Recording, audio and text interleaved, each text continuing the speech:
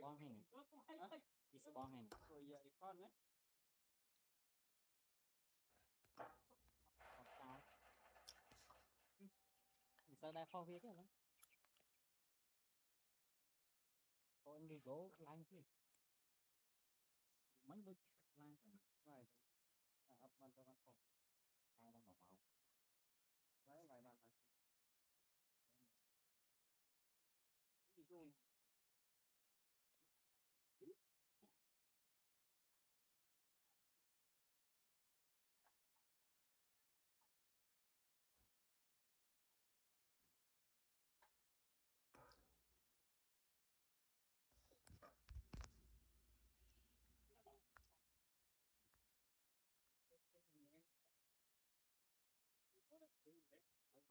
ta tôi đi đâu